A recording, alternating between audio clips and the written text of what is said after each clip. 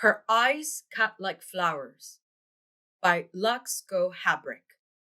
Artist Talk, July 2023. Hey, hi everybody. Welcome.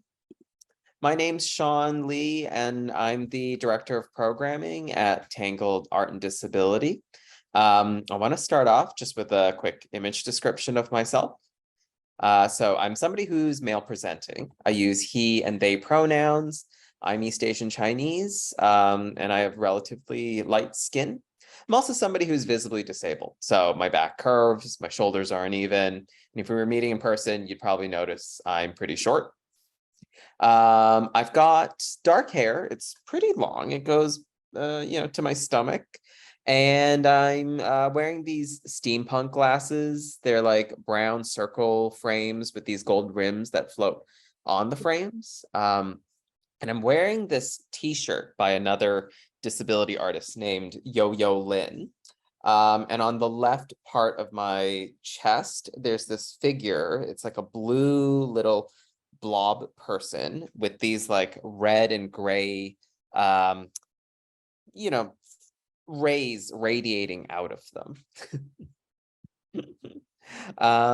So as we begin, I just want to start by recognizing that though we're all joining this call virtually, this digital space is still one that's bound by the colonial politics and systems that make up our physical worlds. So I want to acknowledge that this current day boundary that defines Toronto or Tekaronto was once connected to a much larger system of vast lands of waters and lands that were the traditional territories of the Mississaugas of the Credit, the Anishinaabe, the Chippewa, the Haudenosaunee, and the Wendat peoples. Folks, as well as many other nations that may not have been recorded. And that this place is now home to many diverse First Nations, Inuit, and Métis peoples, as well as the meeting ground for the urban Indigenous Tekaronto community. So this boundary is covered under Treaty 13 between the Mississaugas of the Credit, with the Canadian government as holders of that treaty, though we're mindful of the many broken covenants made with the Canadian government and strive to make this right with the land and with each other. Many of us have also come here as settlers, immigrants, or newcomers in this generation or generations past. And so we want to acknowledge those of us who are here involuntarily, particularly as a result of the transatlantic slave trade. And so we honor and pay tribute to the ancestors of African origin and descent. As arts workers, we're participating in an arts and culture sector that has really actively erased, dehumanized, and displaced Indigenous peoples and stories on Turtle Island and here in Canada. Part of working towards this complex idea of decolonization means being accountable to the systematic relationships that we all have with one another and understanding what power curating stories of our culture and its heritage has. This is the approach that we hope to take with accessibility as well, ensuring that the work of access and decolonization remain in deep relation with one another. And we hope that everyone participating tonight also recognizes these interconnected ways that colonization has impacted disability. So in the spirit of access, I want to go through a few protocols today. First, I want to thank our ASL interpreters who have been pinned, who have been spotlit, Kat and Aaron. You're also welcome to change your view to gallery and to pin folks as you need. You can simply do that by clicking the three little dots at the top right corner. of their box and selecting pin. As well, we have captioning provided by Marina, and you can turn that on at the bottom dock by enabling closed captions or subtitles. And we will have time for questions following Lux's presentation and our conversation. So when we get to the Q&A, you're welcome to unmute to ask questions, or you can feel free to just put them in the chat as they come up, and we'll get to as many as possible. If you are opting to unmute and ask a question, we just ask that you say your name before speaking, and when you end your thought, to let us know, and to speak at a conversational pace for our ASL interpreters. And finally, we do have some access and tech support in the chat with us today. So Sin, who has the same Tangled Art and Disability logo as me, and Jack Hawk, those two who are both co-hosts, feel free to message them if you have any issues that come up, or if you just want them to hold on to some of the questions that you come up with for the end when we do the Q&A. And Jack has put a message into the chat so that you can DM them directly. Thanks, Jack. Okay. So with that being said, I'm so excited for our talk today. I'm really excited because not only is the show incredible, but we have the opportunity to speak to Lux, who's been just such a force at Tangled, and we've learned so much from you already, and we're really excited to learn more. So I'm going to introduce Lux. Lux Gow-Habrich is a multidisciplinary visual artist, arts facilitator, and support worker of mixed second-generation Chinese and German heritage, practicing in Kijibuktuk, Mi'kmaqi, the traditional and unceded territory of the Mi'kmaq and the Linnu. Following an interdisciplinary BFA from NASCAD University, she is drawn to the immense storytelling capabilities in tactile processes as a means of unearthing buried intergenerational pain and power. Their interest in ritual objects and commemorative practices center on diasporic experiences of loss and belonging, embodied hybridization in blood and spirit, and honoring the untold stories and unspoken legacies that live inside each of us. Committed to developing inclusive creative platforms, collaborative praxis, and reimagining cultural futures, Lux externalizes intense internal grievances to open up collective issues and qualities of larger community struggle, to allow for shared moments of compassion and insight. So with that being said, welcome, Lux. Take it away. Thank you, Sean. So I'm going to try and keep all my thoughts together in order. I'm going to be fidgeting a little bit today. I'm a little bit anxious. I'm going to try and speak at a pace that is conversational. So I'll start off with a description of myself. I am a femme presenting individual with long black hair. Half of it is up in a bun. I have earrings with crescent moons and a stained glass square. I am of East Asian heritage, and I am currently in my ceramic studio surrounded by a whole mess of things, including finished pieces, works drying behind garbage bags, lots of bins filled with clay and slip and throwing wheels. So I'm currently speaking to you from Chibuktuk in Mi'kmaqi, and I just wanted to open up with my own land acknowledgement. So though we're not here together physically gathering, I live in practice, more specifically in the north end of Chibuktuk, so unceded and unsurrendered Mi'kmaq and Elnu territory. So while everyone settled in Mi'kma'ki has obligations, rights, and terms of coexisting and living together, as outlined in the Peace and Friendship Treaty of 1752.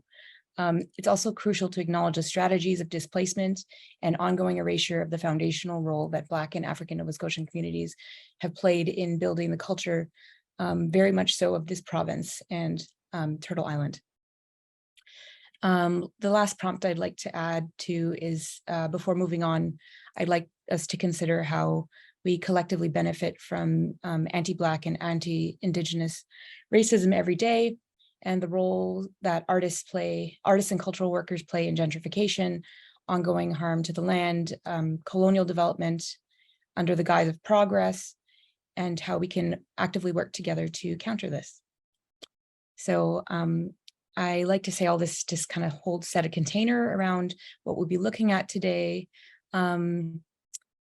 So in thinking about access, I'm just going to put down into the chat the order of content that we're going to be looking at today, just for folks to refer to if that's something helpful for you to stay on track.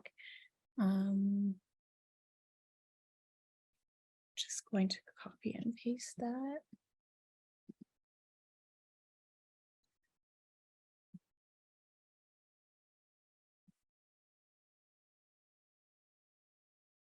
Goodness. Okay.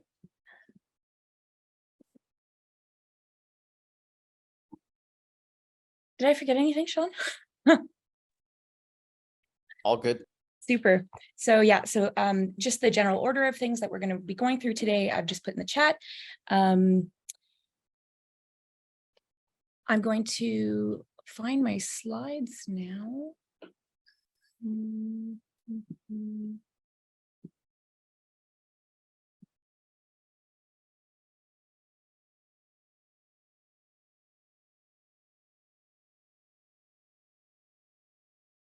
Super. So this is white text on a Black background. Just says Artist Talk, Lux Gow-Habrich, Her Eyes Cut Like Flowers, which is the title of the exhibition, the solo exhibition that is currently up until July 28th, 2023.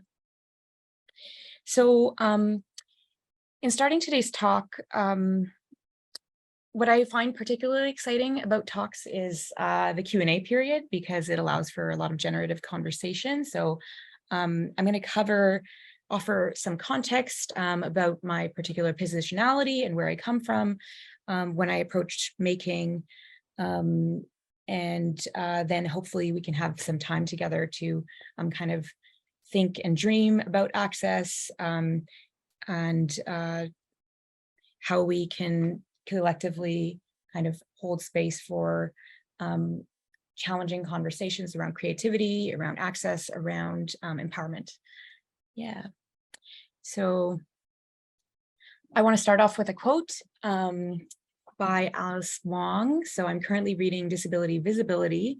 I will read the quote out loud here. And so far it's been very, very impactful. It is a first-person collection of stories from the 21st century. So really looking at oral histories and trying to share that from everyday disability identified folks. So disabled people have always existed. Oh my goodness. I can't see my mouse. Ooh.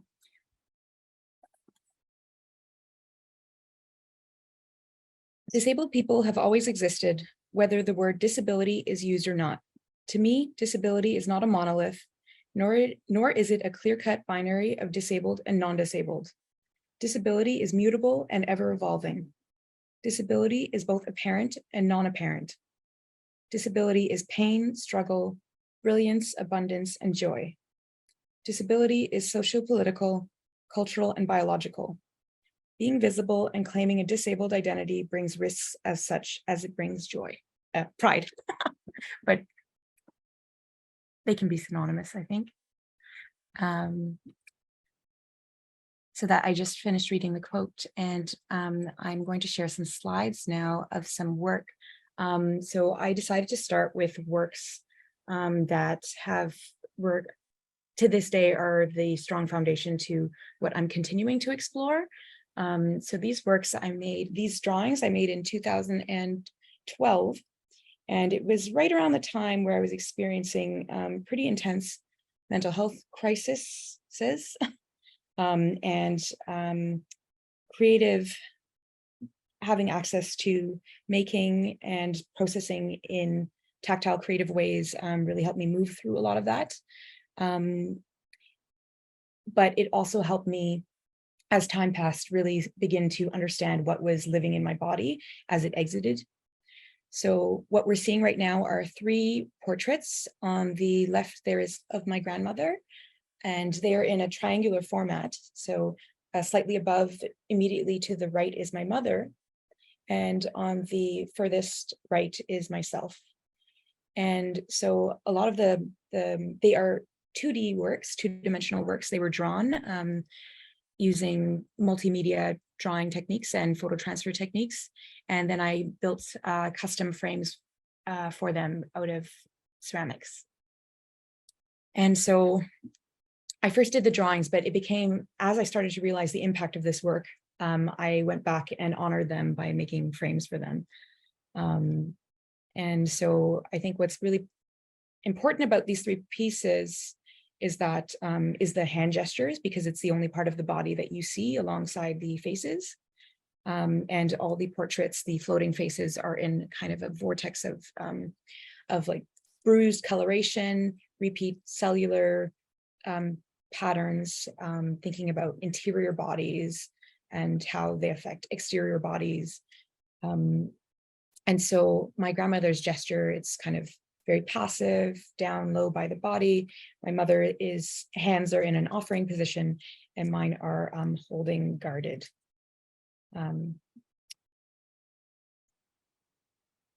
So here's just a closer image of the portrait of my grandmother. So you can see the details and have the, I wanted the body to kind of blend in and out of the background, kind of creating one flat, like flattening the composition. There's also photo transfers in the bottom portion of photographs from my grandmother's youth, particularly because I'm not sure when, it was probably around 1940s, 1950s in China. She had 1 or 2 photographs of herself. And so these photographs are the only living documents of herself from that time. And so it felt important to take those and kind of put them into the body form. This is the next one is a close-up photograph of my mother, and similarly has photographs, childhood, younger selves put into the body. And so I think what's interesting as well to share is that very recently I've been doing a lot of psychotherapy surrounding trauma, and a lot of the systems that we look at, one of them is called the internal family part systems.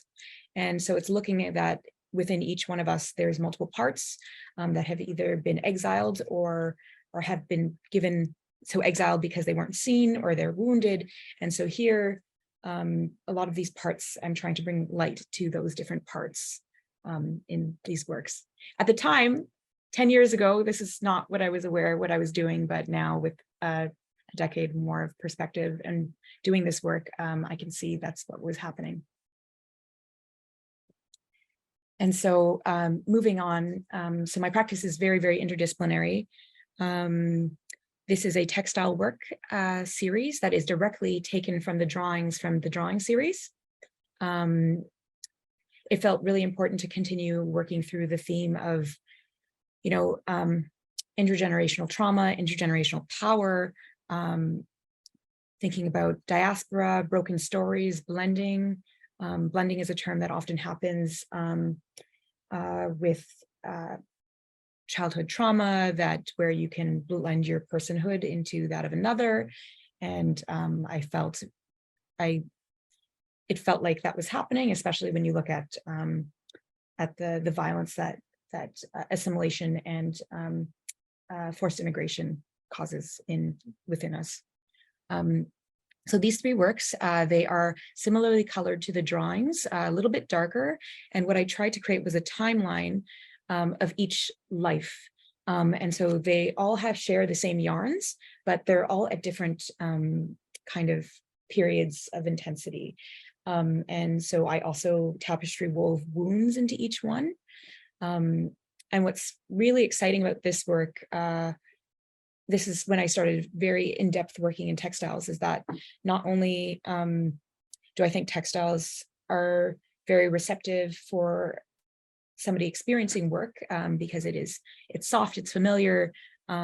Textiles have a very intimate place in our lives, but then also for myself, it was very, the tactility helps me move through feelings. So weaving is a very labor-intensive, time-intensive process where you're putting every single thread through a loop, through another loop, through harnesses, and then measuring the tension. And I'm really appreciating now as well that the active weaving, so you're taking a shuttle with yarn and you're putting it from left to right, and how that mimics a lot of psychotherapy in action, like healing practices where you're activating both hemispheres of the brain. So I feel like that action, it was also helping me move through things subconsciously. What else was I going to say? Yeah, so this work is from 2013. So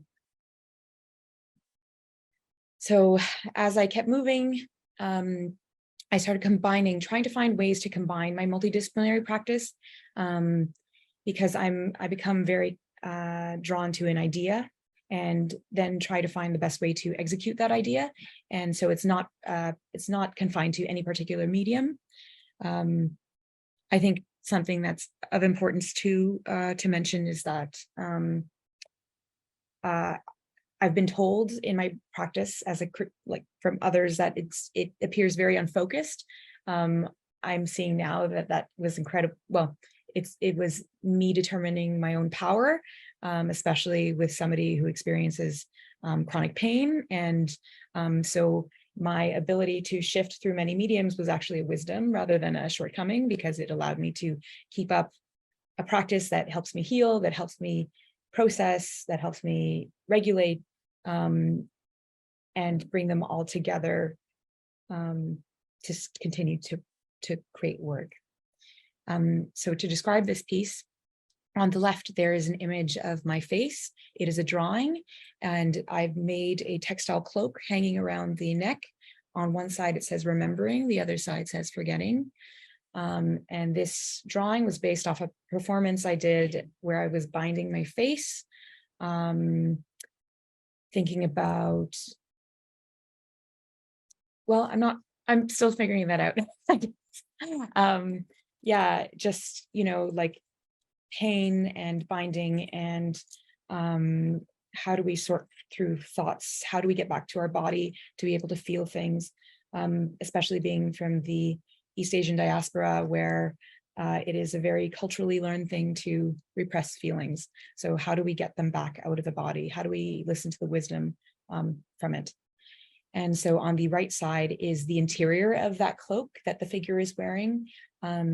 It's all textiles. And so there's opaque and transparent textiles overlaid. There's crocheted forms. I was thinking about organs, interior body again, exterior body, and the relationship between the two. And all the drawings are of things that like tactile things that make me feel safe. So I think like a lot of knots and tangles and hairs. And so this next work, I'm sure you can start identifying a few common themes happening. This next work, I was combining textiles and drawing once again. It's from 2014, and it's called All of My Apologies. It is a portrait of my mother and my 3 siblings and myself, taken from small childhood photographs, small developed photographs. This work is about 9 feet tall. So it's quite large. And at this point in time, I started having a crisis about the relationship to mediums. And so especially using textiles, because it's so imbued with histories, personal histories, and I learned my mother, my relationship with sewing and her relationship to sewing and textiles, like it's a love language between the women in my family, an unspoken one. And so I was drawn to textiles, and it became important to me here then, what is my relationship to paper? What is my relationship to all these surfaces? Do I want to be making all my own surfaces? And so I knit an entire large webbed form, and that became background for the backdrop for this work. I knit it and then I dipped it in gesso as you would a painting. You prep your painting by dipping it in gesso and making it firm. So I did that same action, but instead I did it with knitting. And so this work, my mother is at the top, and it's in an oval shape, and she's holding me directly closest to her face. And then there's my two younger brothers along the side, and my youngest at the bottom. And so I'm still using that bruise coloration, thinking about internal wounds and how they become visible, and crocheting, crocheted forms that look like cellular structures all around, looking at our cellular connection, our blood connection. And then all the flowers that I'm using that kind of grow out of the body, that oval shape. They are flowers that we use frequently in our ancestor veneration and tomb sweeping practice every year. So they're meaningful because they refer to family gatherings and longevity and yeah. So I'm going to move on to a close-up here just to give more of a sense of the work, the proximity of my body to the work. So I took these photographs, I blew them up, I drew the work, I did a photo transfer, I sanded it away again, I brought it back. So I'm constantly like erasing and bringing it back and erasing and bringing it back. And up close, you can see as well on the left image, the close-up of my mother's face and my baby face. It's quite abstract. It's just a lot of scratches too. So I liked that kind of like intimacy, but also hidden quality of it. Something similar on the right side with my brother and my other brother. Where the background is bleeding through the front again. So there's kind of a blending between exterior, interior. And this last image of the works is of a close-up of the textiles, the knit component that I dipped in gesso, and then the crocheted kind of cellular forms, and hanging from it is my hair. So I in extreme instances of mental distress, I lose a lot of hair, and I don't discard anything because I think a lot of things are imbued with histories, right? And so I just started keeping all my hair, and I was winding them into little forms and attaching them to the structures. And at the bottom, I planted a chrysanthemum just in the center of it all. So to bring back that reference to our yearly ancestral practice that I don't have the language to describe because I don't speak Toisanese, but it's still a ritual practice that keeps me close to my matrilineal lineage. And that chrysanthemum is surrounded by other flowers that are dipped in gesso and plastered. So this next work, this was from 2014. So this does not involve any drawing this time. I made a performance dress. I was playing around with performance, and I called this work Second Skin. Invisible Wounds, is that it? Anyway, so I made a dress, and kind of thinking about forced institutionalization of feminine bodies. This dress mimics kind of medicalized clothing because of the stitching on the arm sleeves. It is a dress that is it is the same color as my skin tone, so pretty pale. And it also captures, so I don't have a close-up here. The close-up on the right side is embroidering the word no over and over, which is on the interior of the dress. but there's also hand stitches all along it. So the dress was machine sewn, but then as I was wearing it, I would wear it in certain instances, and then my weight would change, which was also tied to, mental unwellness, distress, and I was recording it. The dress became a record, essentially, of a period of time through that struggle, but also thinking about like this dress is sheer, right? Thinking about the ways that I've been exoticized and feminized, and the harmful impact that has had on me, and how that plays into creating a barrier when trying to be vulnerable. And so this dress is very vulnerable, but it's also, I also see it as a form of armor protection, because it's saying no, no, no. The words embroidered no are in repeat. So I stitch those over and over after. So this is all thinking about like, trying to channel a mourning of gendered and gendered violence that I've experienced in my lifetime. How are we for time? Oh my goodness. Okay, I am going. I want some time for talk, so I'm gonna maybe try to go a little quicker. This work is called Here Again, Preoccupations.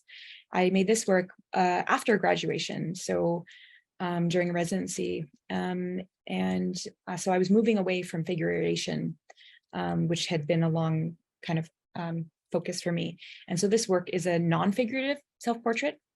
It is made from various clay bodies. I started getting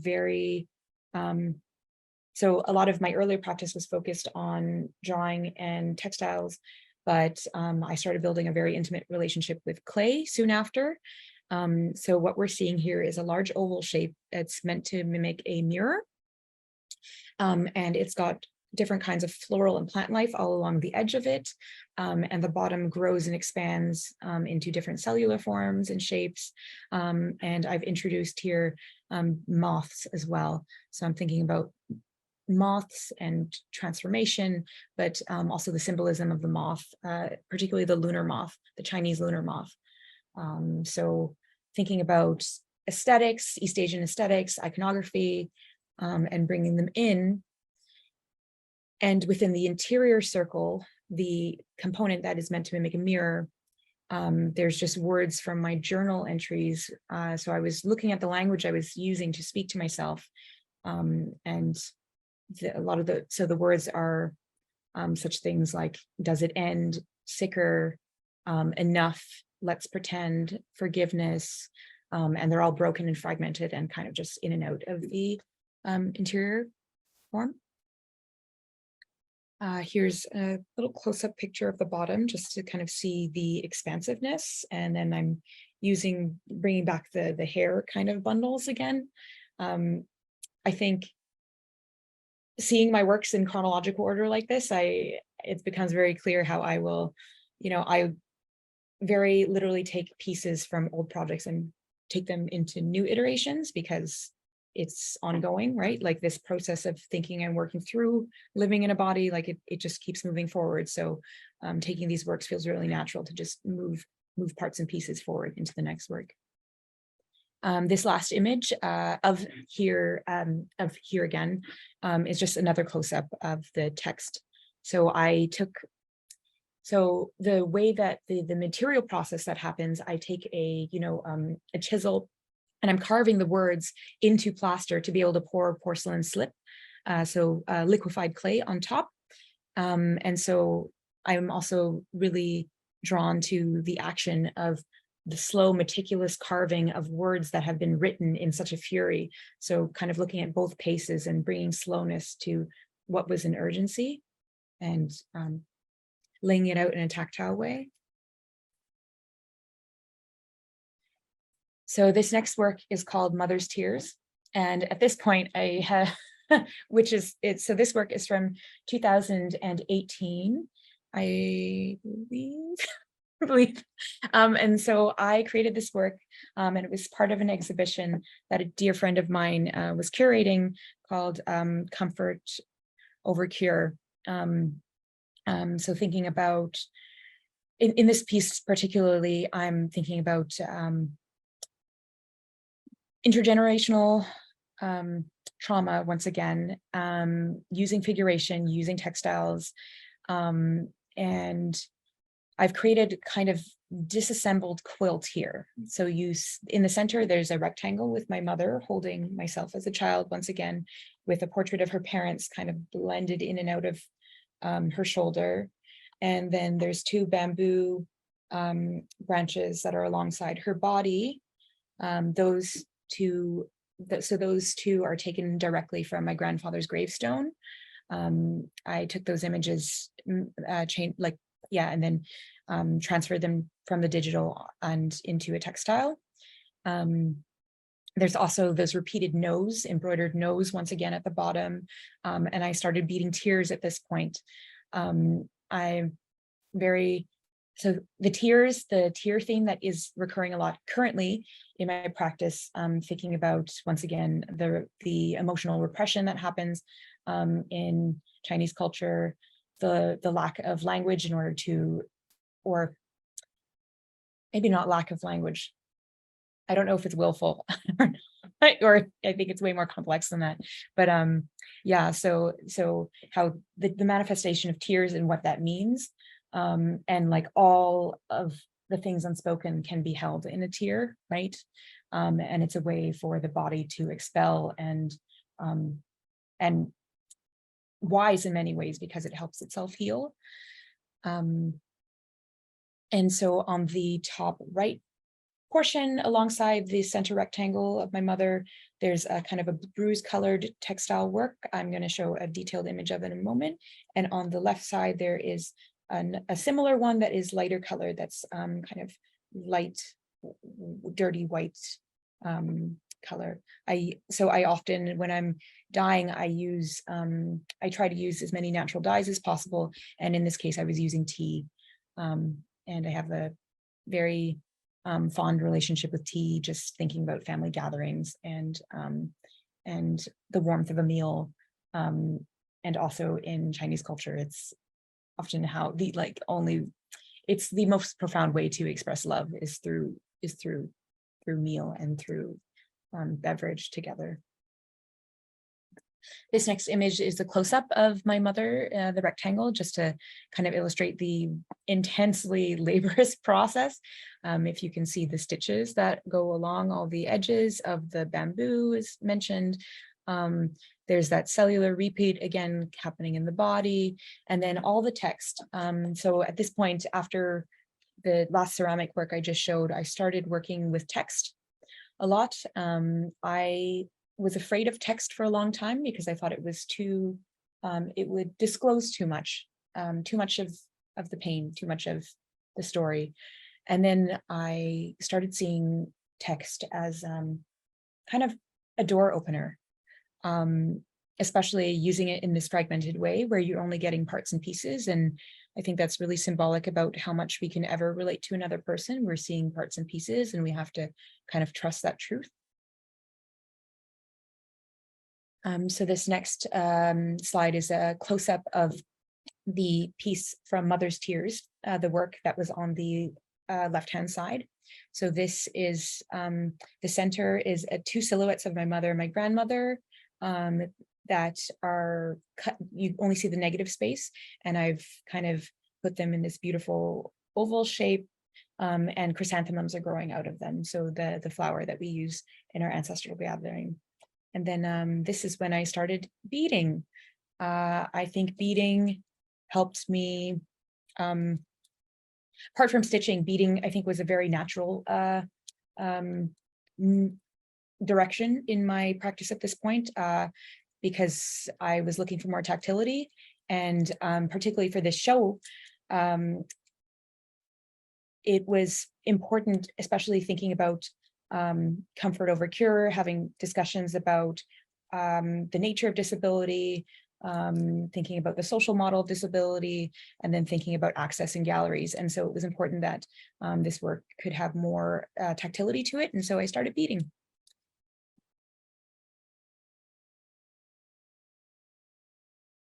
So this last piece is another close-up just of Mother's Tears, the right side panel, the furthest most right side panel. And this is once again using beading, but then this is where my obsession with feminized aesthetic objects came in. My mother had one, a beautiful enamel metal one when I was a child, and I remember being obsessed with this object. Just I think the kind of like the aesthetics and what these the aesthetics meant, especially in capturing femininity and East Asian kind of beliefs in terms of like harmony and movement and floral and animal and auspiciousness. And so this comb, this hair comb is surrounded by the text once again, kind of layering transparent and opaque text from my journal entries. Right, so now this portion of the talk, I'm going to be talking about the works on exhibition at Tangled right now for Her Eyes Cut Like Flowers. And so I just wanted to offer up my exhibition statement here that Sean so generously helped me work through. Sometimes I feel comfortable with words, other times really not. And so, yeah, I'll read it out for folks here. I can't have my mouse here. Sean, would you be able to read it out? Is that possible? Absolutely. Thank you so much. Thank you. So, Her Eyes Cut Like Flowers creates a juncture at the intimate yet far-reaching craft mediums of ceramics and textiles. Through this synthesis, Lux Gow-Habrich brings forth ritual objects that honor these ancient disciplines and reflect the artist's mixed Eastern and Western heritage. Through mixed media installations, they address the interiority, exteriority of lines and the, in brackets, invisibility of disability. Gow-Habrich traces the enduring strength, sacrifices, and untold migration legacies of her maternal kin by drawing from the embodied wisdom of intergenerational pain and power, diasporic experiences of loss and belonging, and the complexities of living a hybridized queer identity. With a particular focus in exploring the overlapping binaries found within Eastern and Western spirituality and philosophies, they invoke sacred cultural medicines and revive severed ancestral healing practices in hopes of mending unspoken generational wounds defined by centuries of racial and gendered violence, connecting instances of individual and collective pasts to an unburdened future. Her Eyes Cut Like Flowers examines the intricate fabric of our personal and collective understandings of wellness, highlighting our inherent interdependence as humans and the ways it shapes and nurtures our well-being. This exhibition articulates the interconnectedness of our nervous systems and relational nature of our existence. By contemplating these themes, Gow-Habrich has created a space for contemplation and introspection, inviting us to embrace the nourishing and reciprocal cycles of caregiving and receiving care. Thank you, Sean. Back to you. Thank you. Yeah, so these are a lot of the things I was thinking about when sharing these works. And all that to say too, having the privilege to exhibit at Tangled, apart from my personal themes that the works that I was showing were going to address, it felt really important as well to think about accessible curatorial practices. And so the works, some of them, well, one of them that I'd shared in the past, but I was also able to bring in older works of a tactile nature and offer up in the Sonic Gallery works for individuals who go through the space to tactily engage with as well. So just thinking about the different multisensorial ways that we can experience a proximity to culture. Thank you for reading that, Sean. So I wanted to share this broken image. So the work that I'm going to show next, this image is, I broke that piece. The work we're about to see is Memories of a Homeland Unknown, which is a 6-foot ceramic installation. And it is made from clay, fired clay, so very breakable, very heavy. And a few days before exhibiting it in 2018, I dropped the work, and I think the symbolism embedded in that is pretty profound. I dropped the work because I was too afraid to ask for help when moving it. And then I started going down narratives where I had let this happen because I didn't ask for help and I deserved this, and this work shouldn't be shown anyways, and kind of like feeling a lot of my CPTSD symptoms. And but I reached out to friends, and folks came together. I had 3 amazing humans show up, and we puzzle pieced it together again. And I feel like it is much stronger than it was to begin with. So what we're seeing here is broken ceramic white cage-like branch-like forms on the floor with my friend's foot right beside it. Yeah, so and now I've really come to love the fact that ceramics is fragile. I think it's very much part of the medium that we can't deny, but similar to a body.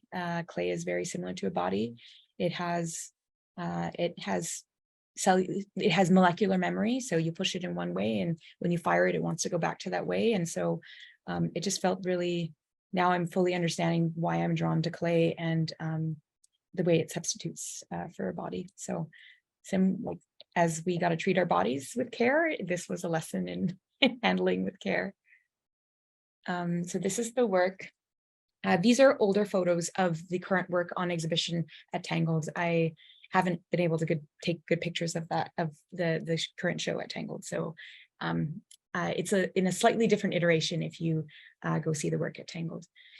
So this is the 6-foot ceramic sculpture, Memories of a Homeland Unknown. So it is a giant cage-like form. It is a freestanding sculpture, so you can walk all the way around it, with a bust on top that ends at the shoulders, and a figure's face with eyes closed, chin slightly up, and with a golden circular halo around the head. And so this cage-like form, there's chains hanging from it. There's also different plant life and moths. And in the center of the chest area, there's a mirror. Here's a close-up photograph, so you can see the mirror in the chest, which in this iteration, I installed the work in a very high plinth. And so it looked like a hole in the chest. Now at Tangled, it's on a lower plinth. And so you can see yourself in the chest, which creates for different analogies, which I think is really exciting.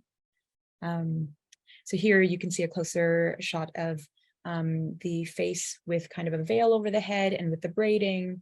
I think braiding to this day, even my own hair, or how I wanted my hair braided as a child, but it never happened. So it's still an action that I like to do with clay. It's tactile, it's regulating, and then all the meticulous cutouts forms, and then like cut out clay halo, but then also the hand built forms. So I'm using many different techniques to build this work. And the idea here was that this is a composite portrait of myself, my mother, and my grandmother, that all 3 are actually embedded in it. The initial intention was to make 3 of them, but it was so labor intensive and so large. And that's where, you listen to your body and your vision, and how can those 2 things work together to still speak tell the narrative that you're trying to tell. Here's two close-up shots of the work, Memories of a Homeland Unknown. On the left, there is a lunar moth. So I also am introducing beading here, similar to the textiles that's coming through here. And on the right, there are some of the plant and floral life that I built around the cage area, kind of growing out of the chest form. So a lot of the plant life, I was kind of making compulsively because I enjoy that relationship with clay. I think I struggle a lot with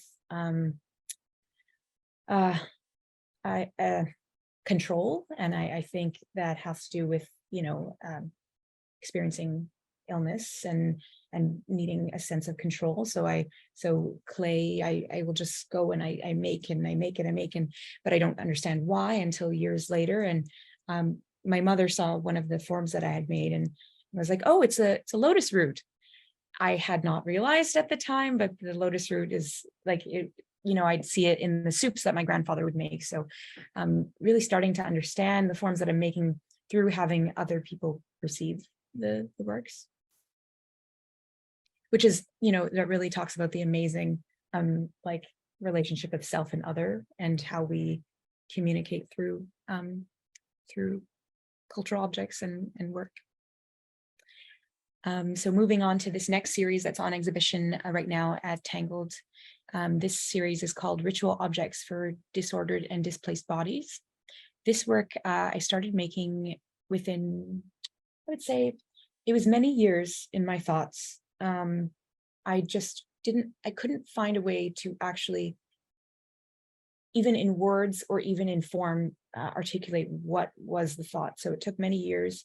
And then in 2020, I thought I had a grasp of what I was really trying to do. And so looking at objects and the power in objects to communicate an identity. So the objects that we surround ourselves with, in our lives, they can help express who we are and inform other people of such, but it can also inform us. So it goes in and out, and that amazing quality of objects. And so thinking about all that while making these objects, these porcelain objects particularly, was important to me that I was using porcelain and celadon glaze techniques, because it addresses the history of Chinese ceramics, and how porcelain was co-opted in the West. So looking at the history of porcelain and how it was more valuable than gold, and how it was taken and tried Europeans tried to synthesize their own form of porcelain, to try and you know take this medium and co-opt it into their own culture. So looking at that really messy and violent history, and then thinking also about objects of empowerment for those of us that live in liminal spaces. So thinking a lot about you know, objects that can empower folks in the diaspora living between place and time, folks you know, invisible, thinking about invisible illness, thinking about queerness as well. And what are the objects? What would be the imaginary objects that could express and inform an identity? And so all the objects that we're seeing here, we're seeing 9 objects. They're kind of in a grid-like form, so you can see them all together because they are a series. They're in varying different forms. I will go into more image description detail in the next image. Yeah. So these works, it started off from my own thinking about the objects that empower me, thinking a lot about me personally. So thinking about feminized objects of adornment, thinking about jewelry, thinking about weaponry as well, thinking about knives and daggers and swords and sharp things and soft things, and thinking about how porcelain, when it breaks, because it fires to such a high temperature, even though it is fragile, it's simultaneously very sharp and can wound. So I really liked that the binaries embedded in the medium. And So even though this first iteration of the series, it's from my own experience, I'm working on a grant project right now that I want the work to be community informed, and I'm trying to build kind of conversations with community folks living at these intersections, these liminal intersections, on the objects and rituals that empower them in their own lives, and we'll be kind of making those into objects in the future, because I started coming away from, well, it felt important that, like, even though these are cultural objects, that so they're not a monolith, because none of us experiences the world in the same way. And especially when you're living in a marginality, our stories often, or the nuance of our stories often get overlooked. So this was the very first object I made. So this is a hair comb. This is very similar to the one that was in the textile earlier. And so here I started combining beading in with the works because of the pandemic, and I could no longer had access to my ceramic studio. So I started beading, and I had become very familiar with two-dimensional beading at that point through my textile practice. But now it felt very exciting to take it into it's still quite flat, but making it more three-dimensional, because I'm using bead netting techniques, and I was doing a lot of research looking at objects of the court, looking at the Empress's objects from the Forbidden City, and thinking about the elite and access and class differences, especially as my family was, my ancestry is not from from that class or elite background. So thinking about what this means in terms of empowerment and objects. This next one is a hand fan. So I was still currently very obsessed with hand fans, and how they're very familiar objects that we see all the time, but thinking about how, they're frequently in burlesque circles, and how they, thinking about feminized East Asian objects and how they participate in the tokenization and exotification of East Asian femmes, and the dangerous line that walks along, and specifically this work. So this is a hand fan. So the fan components, the lines are made out of porcelain. I carved the pieces, and then the back is of a textile work that was screen printed and embroidered. And so it's using white and dark blue, which is very similar to the tradition. It's a tradition of white and blue pottery that was then taken and has now become a Danish collection of works, and other European countries have taken that aesthetic, and so I'm thinking about, right, like that cultural taking, and then and viewing it all in a single object, and like what that can potentially mean. Here's two kind of sharp objects. I'm thinking of them as hairpins, single hairpins, but also thinking, like, in an instance, if you are in a vulnerable position, that you could also use it as a weapon, right? I love that it can hold that duality, especially as somebody who has felt physically vulnerable in many situations, where you feel like if you have to defend yourself, and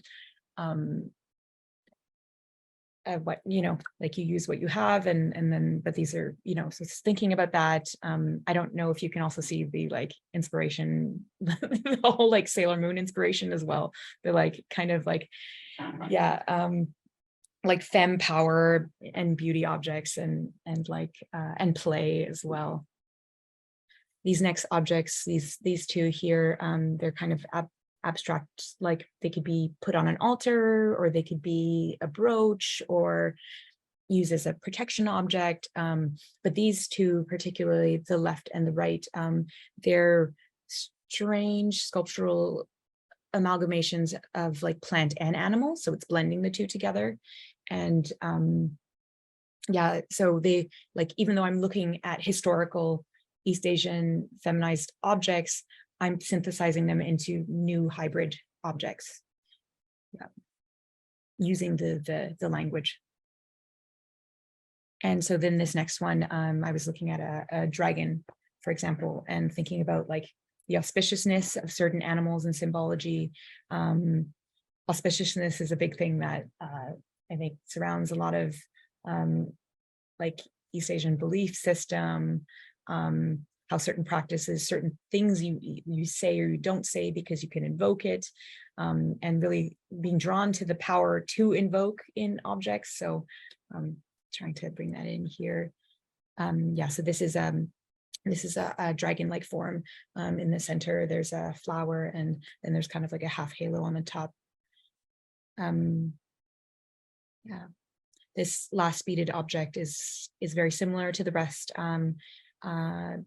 playing with different and more varied beading techniques, and then putting plant life, animal, hybrid things together, feeling very hybrid in my own body, and then making hybrid objects as an extension of that. And this is a deconstructed fan. So then thinking about deconstructing the feminine East Asian identity. And in this fan, I very literally have done that. It's not a usable fan. It exists because of the negative space. Yeah. And yeah, so there's a frayed beading all along the top edge. And that's what I think creates that, like, especially that exoticized, like, draw to it. And once again, the vertical stick components are carved out of porcelain. So the time, oh my gosh, the time. Okay, quickly. Next image. I want to share a sketch because I get so excited about like demystifying the artist practice. So this is the sketch of the last work on exhibition at Tangled. This is what I first showed Sean and the team that I would like to be exhibiting, which is a figurative portrait done in textiles. And I was thinking about combined bodies again.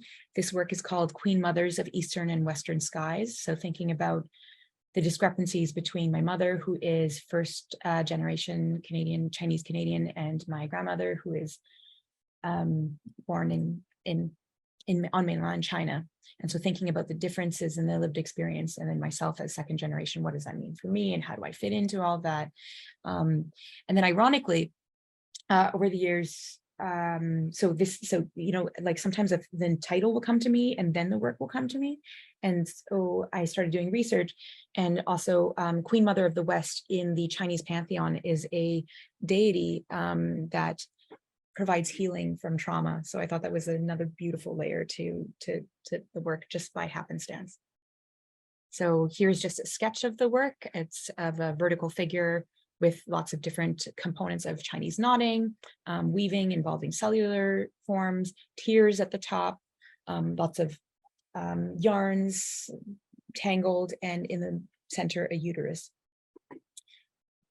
So this was the iteration of the work that exists at Tangled right now, of Queen Mothers of Eastern and Western Skies. So I've got my stained glass tears at the top. It felt really important to play with light. Throughout the entire exhibition, there's considerations of light in all three of the works. And here, so it's become a non-figurative portrait, and I meant to hold two bodies. And yeah, so it was great. I had a conversation with Francis at Tangled as well, a staff member at Tangled, who was asking like the work, there seems to be a lot of symmetry in a lot of my pieces, but also an asymmetry. And I fully understand that now that I've been doing a lot of body work, where I understand like our bodies they're asymmetrical and they're symmetrical, right? And so that felt like a perfect way to kind of translate the visceral feeling of the body in the space. To describe the work, the center exists as kind of a rectangular weaving that's full of like gaps. And then on top of that, there's a pair of lungs that is screen printed and embroidered on organza, and when you walk by them, they can flap, so they're light. I've been trying to teach myself Chinese knotting. Have so much work to do in terms of getting there, but so I'm really appreciating the complexity and the time that's involved in the art form itself in Chinese knotting. So trying to bring that in as well. I've got a beautiful halo made out of leaves that were dyed with all of the other weaving components, the vertical weaving components. I found these beautiful chicken feet pearls. I think of chicken feet when you go to dim sum and you have those like chicken feet that you can order. So it makes me think of like family gathering, but then also pearls, and in Chinese symbology, they refer to tears. So there's the tear element again. And then from the uterus at the center, which is entirely beaded, and I really encourage folks that go through the gallery to touch and interact with, are hanging 3 kind of heavy crocheted deep red forms that pool into a pile on the floor. So here's a close-up of the uterus, the beaded uterus. My favorite part about the whole exhibition is, so I could have just embedded the organs kind of hanging from the uterus, just tuck them away, but I thought it needed to be tied, because like it just felt perfect to do, because bows are, sure, they're feminine, but also like the act of care, right? Like when we tie our shoes or when you do a bow on something, you're taking an extra second for like care. So that felt like a funny little whimsical add-on. Here's a close-up of the lungs at the top. Just moving really quickly now. I've done so much talking and I don't want to talk anymore. This is a close-up of beading. So just recognizing like how much labor goes into every single element of the work. Ooh, okay. Last thing, really cool thing. Can I?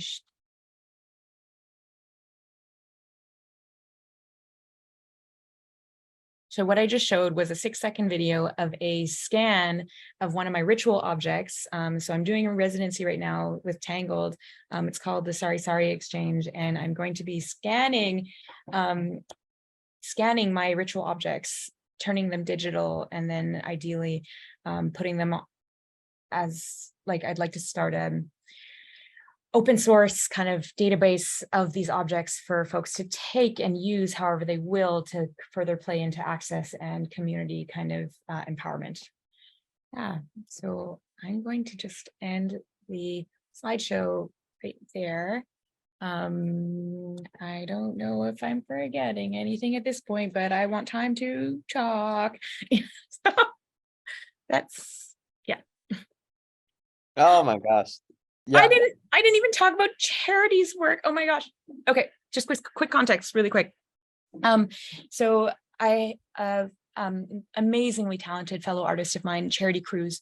I can share the charities information afterwards in the chat, but I commissioned Charity to create a sonic response to the exhibition, because I know that when I go to an exhibition, I want to experience it and like hold on to the show in many ways. And so I wanted a sonic experience. But what's so beautiful about that too is that work is like, it's Charity's story. It's Charity's experience of being a queer identified Filipinx individual. And just before making the piece, they went to go visit their homelands for the first time since immigrating. So it's all imbued in the work that's responsive, the sonic piece. So it's also available on the website, so you can listen to it from home if you can't make it into the gallery. That's it. That's all. Oh my gosh. Wow. Just like, I go into the gallery every day and I see the works, but just getting to have this glimpse into your process and just like the prolific way in which you work, it's such a privilege, Lux. So we've got some time for maybe a couple questions, but I kind of wanted to cheat and start off the questions. So for folks who are interested, feel free to either drop them into the chat, or when ready, you could either raise your hand or unmute. But I wanted to just ask, Lux, showing in a space like Tangled, where, you know, we take accessible curatorial practices, like foreground accessible curation. How has the experience kind of been to show some of these works in this space versus other spaces? And like, what was it like for you to include access as a part of your practice? Yeah, in general. So that's my question. I'll pass it back to you. I'm just realizing I didn't pay attention to the chat during, so I apologize to folks that I like spoke a little fast and I didn't get a chance to answer those questions. Hopefully we can get to it. I will also share my email at the end of this, because like, let's keep the conversation going. That sounds awesome too. So you can write me personally there.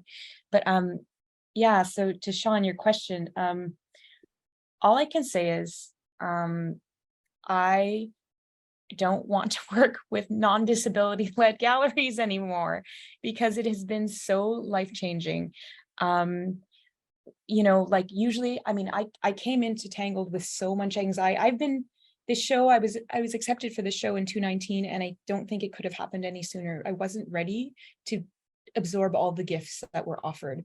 And so by that, I mean, like, I get major anxiety about install, because my body's capacity, installs are very labor intensive, things are fragile, they break, the logistics of shipping, you know, like 6-foot ceramic pieces across Turtle Island, like, you know, very stressful. But my body does not hurt. I feel very full. I feel full of excitement.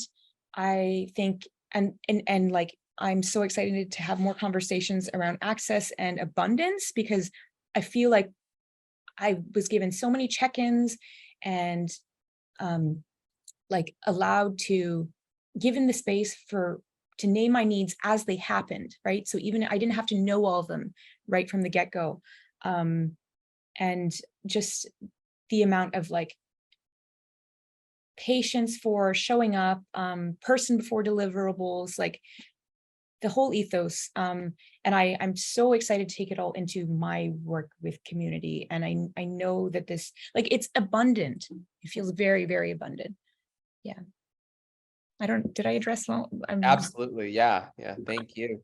Yeah, it's also just been such a nourishing experience for us too. So, you know, for folks who, you know, aren't local or can't make it, we do have like a robot option for folks to check out the show. I'm just putting it out there. But I'd like to open it up to some other folks if anyone has questions. I know there were some sort of almost questions in the chat, but they weren't necessarily questions. But yeah, I want to open it up. Does anyone want to put a question to the chat or unmute?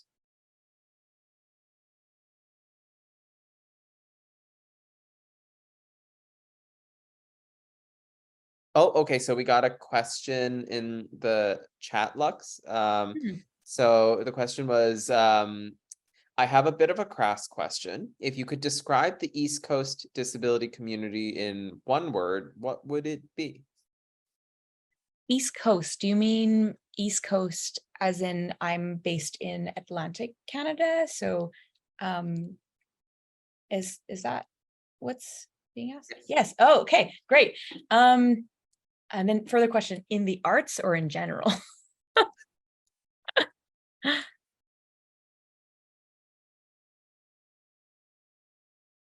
Because I definitely, feel differently about both.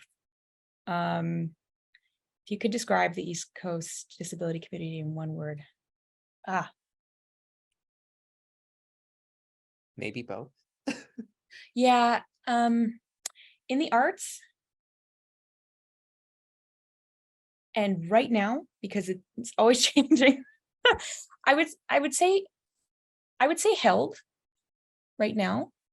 In the arts, outside of the arts, not enough. That's 2 words. Oh my God. Yeah. But I will say too, like, yeah. And that's it. Like, access is abundant. I've been working in community for so long, in the arts community here on the East Coast, and it feels like I've been working, you know, really fighting for a lot of things, but then also seeing how that allows for just so much more abundance. And yeah. Anyways, running out of words. Thank you, Lux. And thank you Yeah. for that question. We've got a raised hand from Jay. So I don't know, Jay, if you'd like to unmute to ask or if you prefer to put it in the chat, but please go ahead. Thanks, Sean. Yeah, I'd love to just ask it. Hi, Lux. Thank you so much for this talk. Okay. It was just so incredible to hear the stories that you told about yourself. And I just appreciate you being so vulnerable and talking about your family and your chronic illness and just the way that you use art to heal and also tell stories and make like political statements. I just really appreciate everything you shared today. I have a two-part question. The first is kind of part of what I put in the chat around that one piece that, oh my God, there were so many pieces, but I think it was the one where you had inlaid the photo and then you said that the process was you inlaid the photos of you and your baby siblings, and there was a photo of you and you an infant. But I noticed that the face of the infant, which I think was you, was blurred. Yeah. And I'm wondering if that was intentional, like what that's supposed to represent. And I thought, not at all. I missed it. I'm sorry. I just thought that was like, it really stood out to me when you zoomed in. Right. And then the part is, you share so much of your family, like in your art. What has been their response to it, particularly your grandmother and your mother? If you feel like hearing, thank you. Thank you for your question. So I will say that, the work you're referring to is all of my apologies.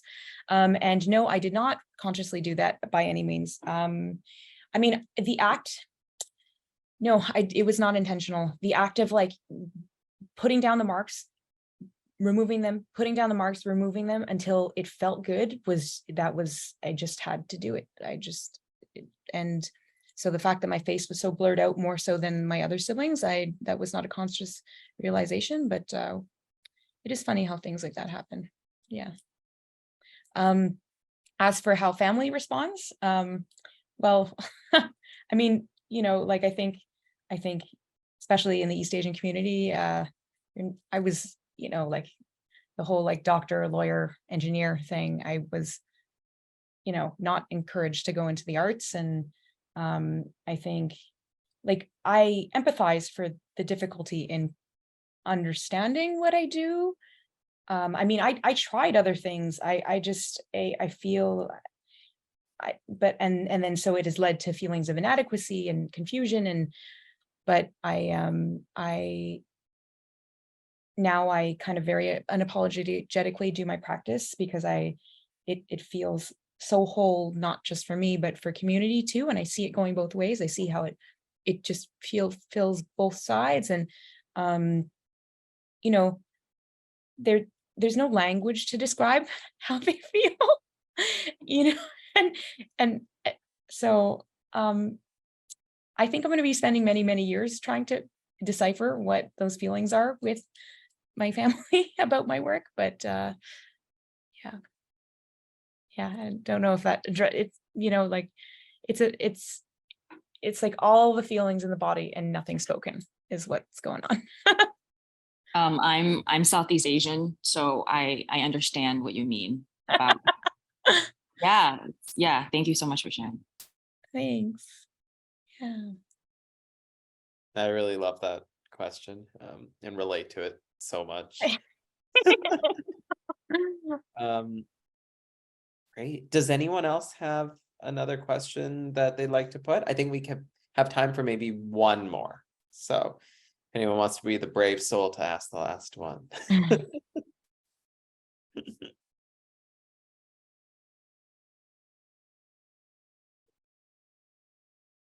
I love questions. Maybe that was too scary.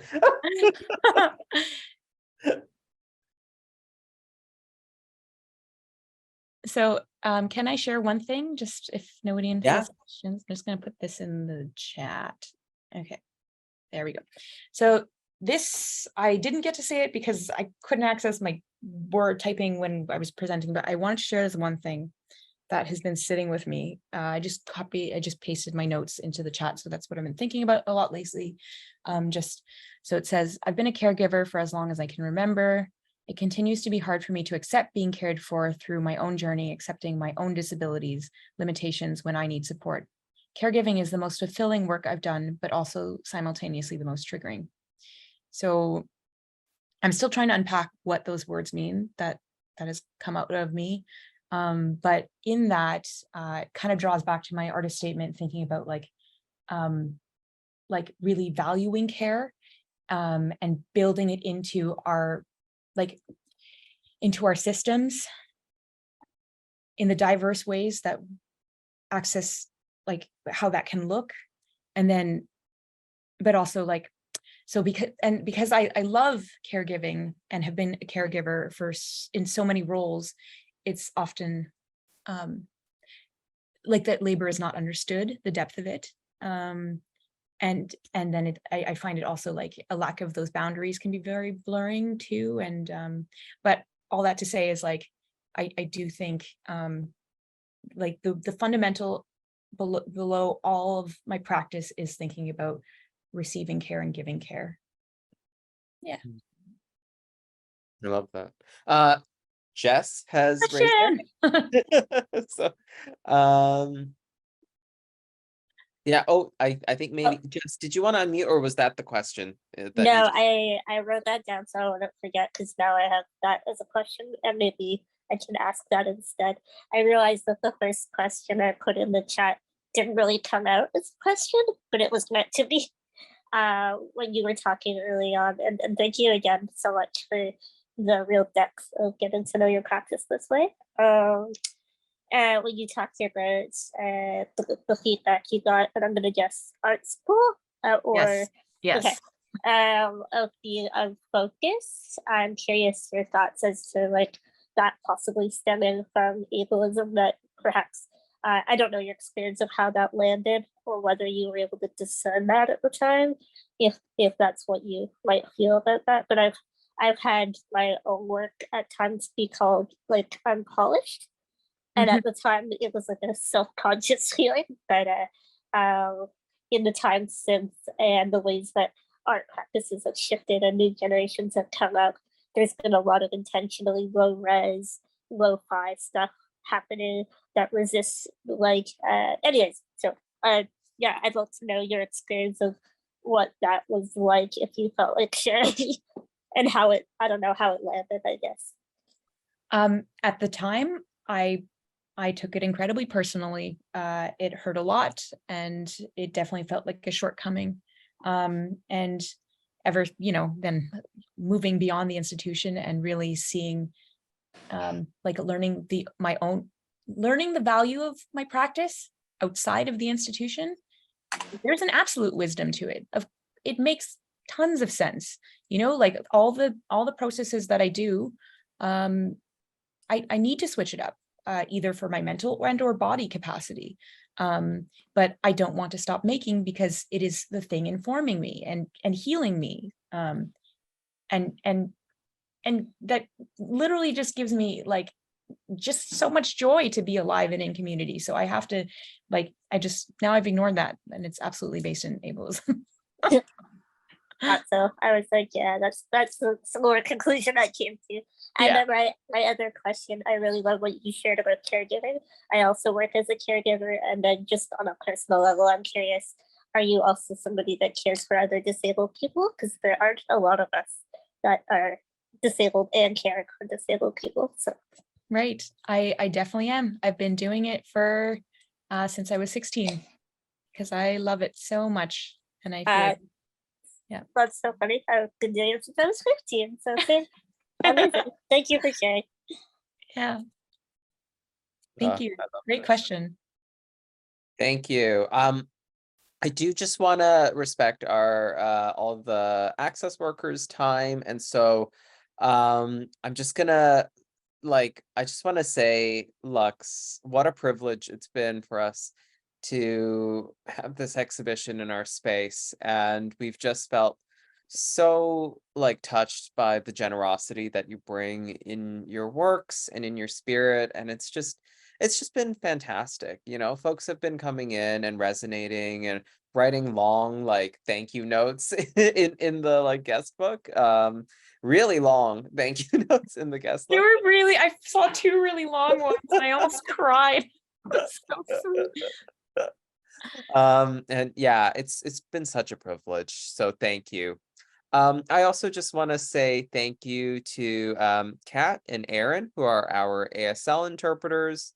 Oh yes, thank you, Lux, for generously putting your email into the chat. So yeah, like folks, lots of great conversations could continue after this too. So yeah, thank you to Kat and to Aaron, and also to Marina, who was our captioner. And yeah, just a huge thank you to everyone for being here today. And just one more time, like Lux, let's give it up for Lux. Thank you. Thank you, Tangle.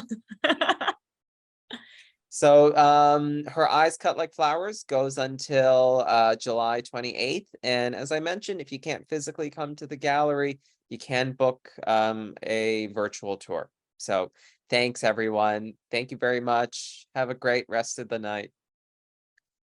Take Thank care you. and bye. Thank you. Bye-bye.